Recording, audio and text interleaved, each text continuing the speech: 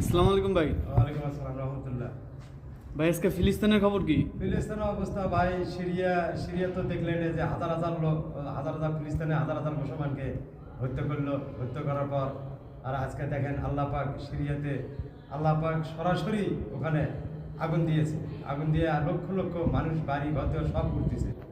তো ভাই এটা আল্লাহ পাকের ইচ্ছে, আল্লাহ পাকের হুকুম। আল্লাহ যা করছে খুব ভালো করছে। অনেক সারা বিশ্বের মুসলমান দোয়া করতেছে এর জন্য, এই দেশে আগুন রাখার জন্য আর কি।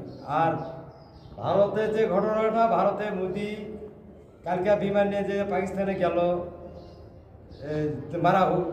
বোম মারার জন্য, হে জানে না যে পাকিস্তান কি মদ্দা। পাকিস্তান তো শক্তিশালী, বা পাকিস্তানের পিছিয়ে আমরাও আছি। সারা গোটা বাংলাদেশ, সারা বিশ্বে মুসলমান। আরে মোদি, তোর তো পিছনের কোনো রাস্তা নাই। এভাবে পার হলে বাংলাদেশ, ওপাকে পার হলে পাকিস্তান, কোনো দিক দিয়ে ভাই কোনো রাস্তা নেই। আমি মোদির কাছে এটা বলতে চাই যে আর একবার মুসলমানের শরীরে কোনো টোকা দিলে আর ভারতে ঢুকিয়ে আর আমরা ইয়ে করবো, পাকিস্তান আর বাংলাদেশ ঢুকে যাবো। আর ভারতে যে মুসলমানগুলো আছে তারা থাকবে, আমরা থাকবো, বাংলাদেশি পাকিস্তানি সবাই যা মোদি কী করালে আমরা করি দেবো। আর মোদি এরা ভাবো না যে বাংলাদেশ পাকিস্তান আমি আটক করবো বা আমি মানুষ করবো, আমি দেশ একটা ধ্বংস করে ফেলাবো, এই চিন্তা তো করো না। ইনশাল্লাহ আমাদের চীন আছে, ইরান আছে, ইরাক আছে, কোনো চিন্তার কারণ নাই। একদম চালা ঘুরে সরকার করে দেবো একদম।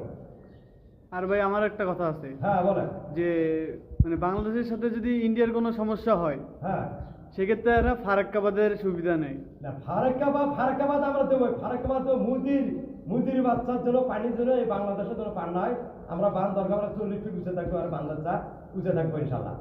এটা আমার ইংলিশ কাকা বলছে, বুঝছেন?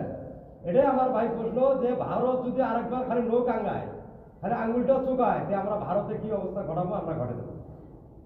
এরা জানে না যে বাংলাদেশ পাকিস্তান এক, মুসলমান এক, একদম যারা সরকার করে দেবো একদম সালার ভিতরে। আর বাংলাদেশের সরকার হাসিনা আজকে মনে করেন যে ভারতে যা কূটনীতি ব্যবসা শুরু করছ, কূটনীতি করতেছ, তাহলে তুমি শান্তি পাবে না।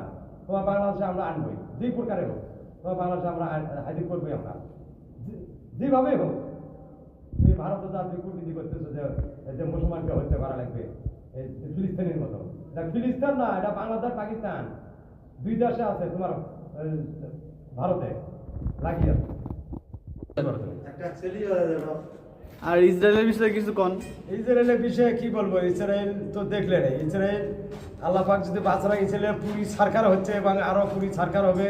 আমরা দোয়া করতেছি, মুসলমান যত বিশ্বে মুসলমান দোয়া করতেছি, করতেছি